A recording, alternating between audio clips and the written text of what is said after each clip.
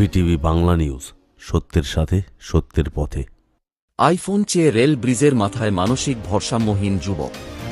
কোলাঘাটের রূপনারায়ণ নদীর ওপর যে রেল ব্রিজ রয়েছে তার মধ্যে ৩ নং ব্রিজের মাথায় উঠে পড়ল এক মানসিক ভারসাম্যহীন অজ্ঞাত পরিচয় যুবক। মঙ্গলবার বিকেল ৪টের কিছু পরে ওই যুবককে ব্রিজের মাথায় দেখা যায়। প্রত্যক্ষদর্শীরা জানান, ব্রিজের উপর দিয়ে একটি মেইল ট্রেন যাওয়ার সময় সেই মেইল ট্রেনের চেইন টেনে ব্রিজে নেমে পড়ে ওই যুবক। এরপরে আস্তে আস্তে ব্রিজের মাথায় চড়ে বসে। স্থানীয় বাসিন্দা এবং রেল পুলিশ অনেকবার ওই যুবককে নামানোর চেষ্টা করে, কিন্তু ব্যর্থ হয়। নামানোর চেষ্টা করলে রেলের হাইটেনশন লাইনে পা দেওয়ার ভয় দেখায়। মুহূর্তের মধ্যে হাইটেনশন লাইনের বিদ্যুৎ সংযোগ বিচ্ছিন্ন করে দেওয়া হয় এবং ট্রেন চলাচল বন্ধ থাকে প্রায় ২ ঘণ্টা। স্থানীয় সূত্রে আরও জানা গিয়েছে, ওই যুবক আইফোনের দাবি করেছিলেন। তাকে নিচ থেকে একটি ডামি ফোন দেয়া হয়।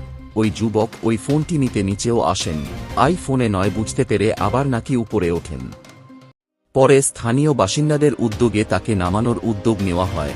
স্থানীয় বাসিন্দারা উপরে ওঠে তাকে দড়ি বেঁধে নামানোর চেষ্টা করলে দড়ি ছিঁড়ে ওই যুবক মাটিতে পড়ে যান। তাকে উদ্ধার করে স্থানীয়রা পাইকবাড়ি হাসপাতালে ভর্তি করেন।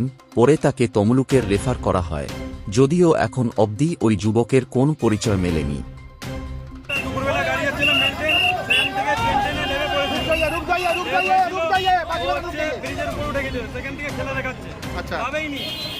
অনেক চেষ্টা করেছে লাভানোর চেষ্টা করে লাভেনি। তারপর দড়ি দিয়ে বাধা হয়েছিল, অত পাগলা সবাইকে উপরে মারতেছিল, এইদিক ওইদিক করে লোককে ঠেলানোর চেষ্টা করছিল। দড়ি দিয়ে বাধা হয়েছিল, দড়ি দিয়ে বাঁধার পর দড়িতে নামানো ছিল, দড়িটা ছিঁড়ে পড়ে গেছে। রেল পুলিশের ভূমিকা কি এটা নিয়ে? রেল পুলিশ আছে, তারা কত সাহায্য করলো?